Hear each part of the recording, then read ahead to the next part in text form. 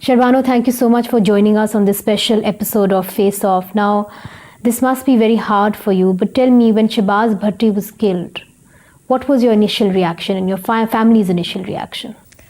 Well, I was leaving my house for work, and my boss messaged me to tell me the news, and I turned on my TV, and I was just in a complete state of shock because it's an unspeakable tragedy what's happened, and I mean, obviously for some of us it was really painful because we had been through something similar just 8 weeks ago.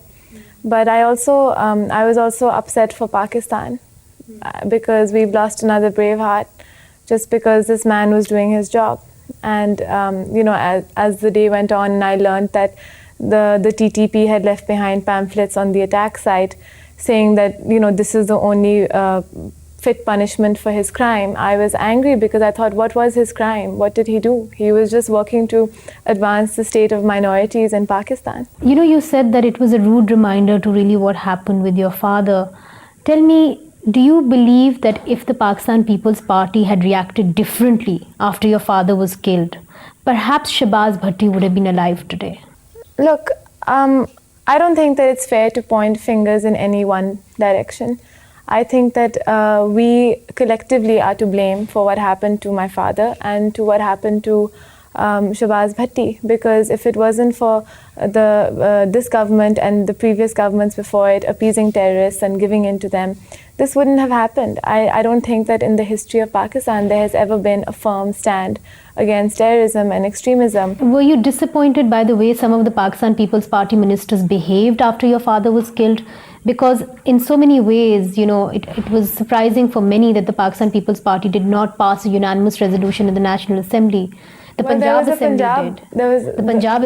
Assembly did, but there were members of the PPP present when that was passed. The reason I ask you this is because there was a lot of criticism on certain ministers like Baba Rawan and Rahman Malik for giving the kind of statements that they did. One of them said that I would shoot a blasphemer myself, and the interior minister saying that. I'm sorry, what about the statements that Ansar Abbasi made, or the statements that the JUIF chief made? I think that everyone is to blame for this. It's not just Rahman Malik or Baba Rawan. There were many people who misbehaved before and after my father's death. But this was his own party, and perhaps the expectations were a little different from his own party. Well, look, there is a pervasive atmosphere of fear. I mean, the president and the PM released statements condemning the death, as did many other dignitaries, and as did people all over the world. So do you believe that perhaps the Pakistan People's Party is doing some soul searching now after Shehbaz Bhatti's death? Do you think that soul searching should have come a little earlier? Look, it's not just, like I said before, it's not just with the Pakistan People's Party. It's everybody is to blame for this.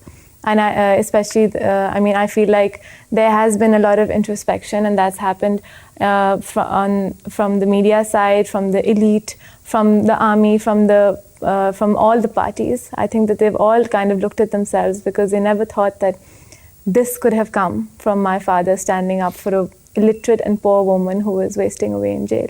Do you feel that the elite reacted differently to your father's killing? Because there have been more assassinations before, but because your father belonged to that class, the elite had a very different reaction to his murder.